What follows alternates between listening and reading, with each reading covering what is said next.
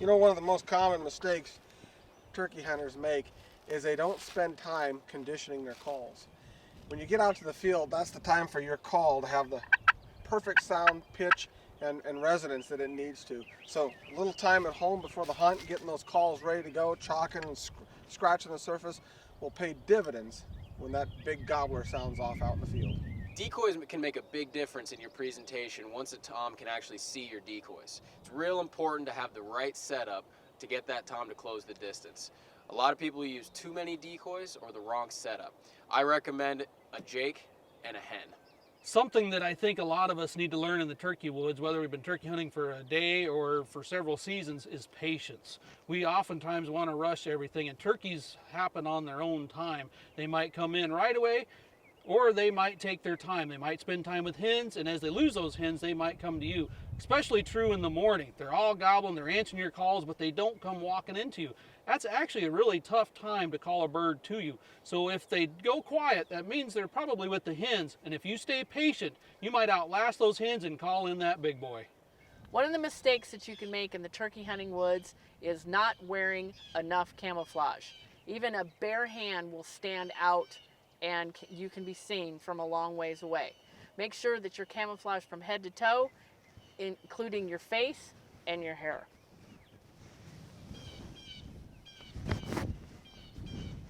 Now you're ready to go. A common mistake that a lot of turkey hunters make is they're just too connected to their blind. And a lot of times that keeps you from getting out and exploring or moving around and finding birds or getting closer to the birds or being where birds want to be. So do yourself a favor, invest in a turkey vest that'll have all your gear and a seat in the back so that you can get mobile, get away from the blind, and at times go to the turkeys or go to where turkeys might want to be on any given day versus tethered to one spot every time you head to the field. One of the things I think new hunters sometimes struggle with is the idea that they're doing something wrong when they're not doing anything wrong at all. In fact, there's nothing more natural for a turkey to see a decoy or hear a hen call and completely ignore it.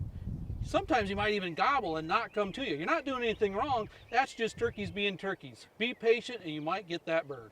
One of the biggest mistakes I see new turkey hunters make is calling way too much. When that tom is responsive, a lot of people just want to keep yelping at him and making him gobble over and over and over. And that's great and a lot of fun, but if you want that turkey to close the distance, a lot of times less calling is the best measure. A real common mistake that a lot of turkey hunters make is as soon as they hear that tom gobble, they get on the call right away.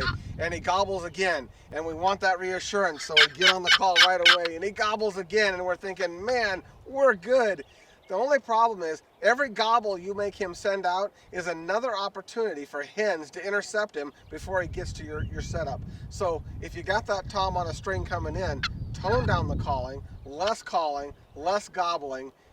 You'll get less hens intercepting your toms and likely see more toms come to your decoys.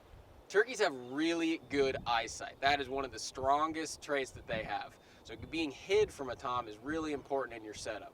So think about being hid from behind, having that back cover, and also having something in front of you that breaks up your outline when that tom's coming in. A lot of new hunters worry about the way they sound on the call. They don't sound as good as a turkey hunter that's been doing it for a long time. That's okay. Some of the worst calls I've ever heard have come from the actual turkeys themselves. As long as you sound close and get the rhythm and cadence right, that tom's going to think that you're a hen. So work on that. Mimic those real hens that you hear out there in the woods, and you're going to do just fine.